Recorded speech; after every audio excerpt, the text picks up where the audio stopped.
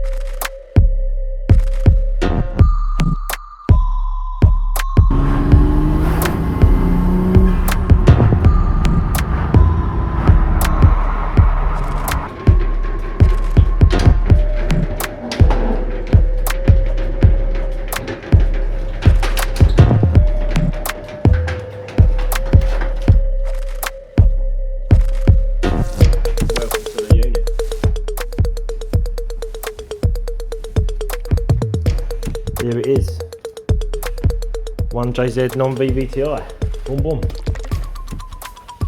going to turn some lights on.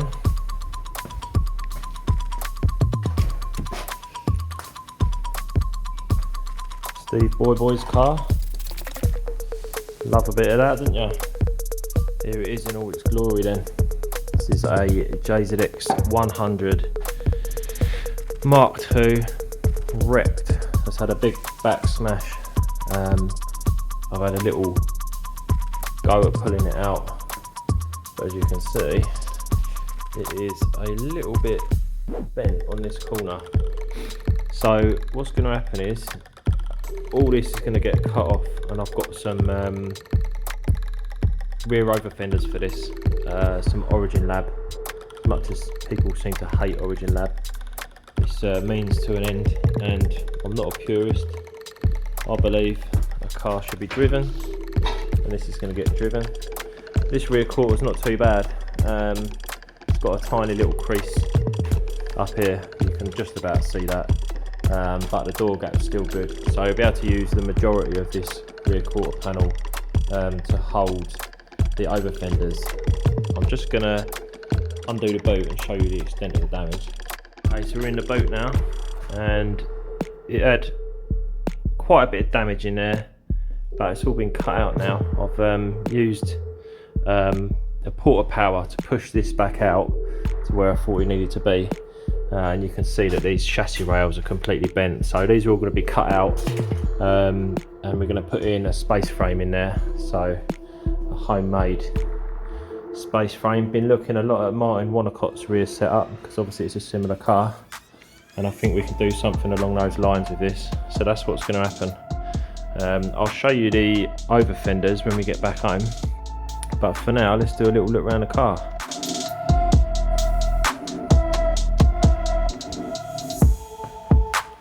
Up front, just a regular empty engine bay. There's a few bits missing that we could do looking for. Need the brake booster there, and the clutch we've got. The ABS system will just be obsolete. We don't use them anyway. I don't anyway, and I know Steve Boy doesn't. If you saw that a minute ago, that is Steve Boy's car.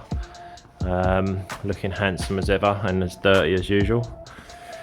So I managed to source some headlights, and the other one is on top of the car up there. You can probably just see it. This 1J non-VVTI engine has come from John O'Sims at Rising Sun Imports, and basically I think it came out of his car. I mean, he can correct me if I'm wrong, but also got an R154 there. So on this I will be changing out the coil packs. On my car I've got Toyota Yaris packs which I made, which are pretty sick. I'll show you those.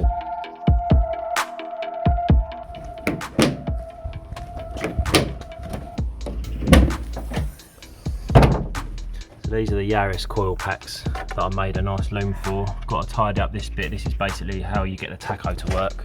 And it's all inside this little box that I've 3D printed.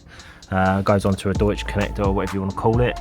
And that's happy as Larry where it is. And I've not had no faults with it since it's been installed. So that's what's going to happen on the 100.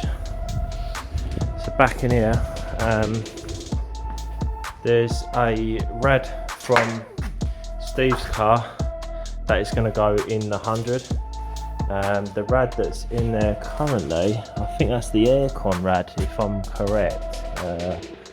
Seem to remember that is the aircon rad. So there's power steering, coolant rad needs to go in, probably put an oil cooler in there at some stage. On my car, you might have seen there's 2 power steering reservoirs, one over there, and then obviously one over there, and that was for standard clutch fan setup, so the hydro fan.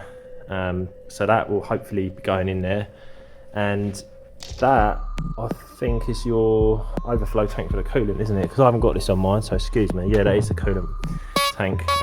So on my one, I'll show you what I've done here. So I don't have a coolant overflow. It goes into this bottle, but this bottle's actually got a hole in the bottom, so that's useless. So any overflow just goes, so I have to keep topping it up. This is the hydro fan reservoir, which fits nicely in there. So that's probably what's going to happen. So yeah, we've got the R154 box down here, looking sweet. This came from John O'Sims at Rise and Sun Imports, I already told you, but another plug for him. And these are all the goodies. So John O gave me this as part of the kit. So this is the front section from the prop shaft, and we have got the manual surround came from him. These trans mount came from him.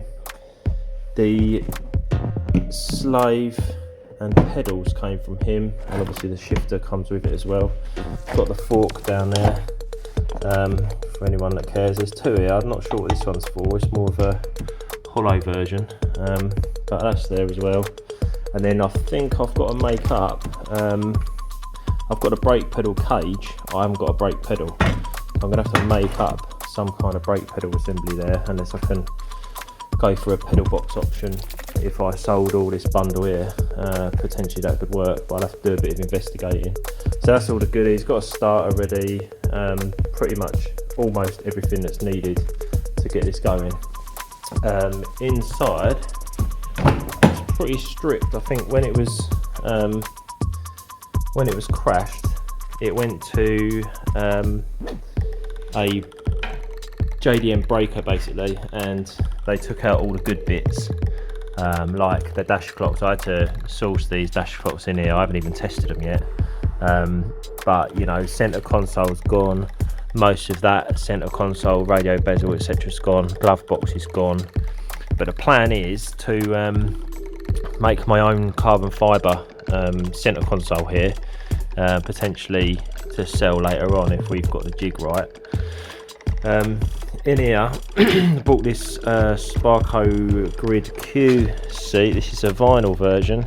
Came from a guy absolutely miles away that used it for sim racing, so it's actually really clean. In the back seats are gone. I was thinking about a you know, a 4 bucket seat setup, but I think I might just leave this empty for now. I haven't decided what I'm going to do with this car. I think it's going to get sold when it's done, so keep your eyes peeled for that. Got tail lights I managed to source. Been looking for all these bits for about 6 months or so now. What else have we got? Got a nice kit over here, an original kit. Got the original bumper absolutely ruined. Yeah, that's basically it. So what I'm going to do is I'm just going to mock up the kit so you can have a look, and then in the next episode we'll be putting some stuff together.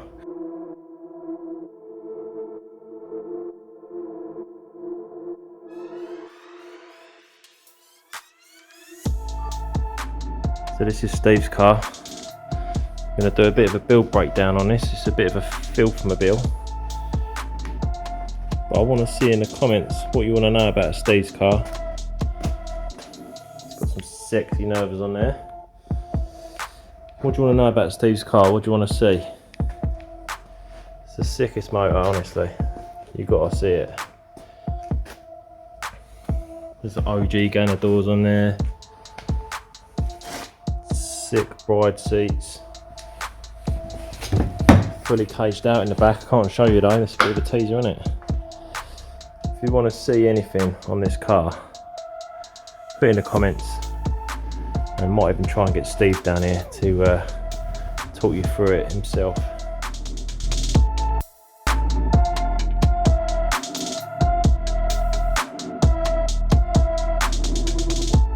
And if you want a little build breakdown on this car, just let us know and I'll talk you through all the bits, what's been made, what's been added, what's been upgraded.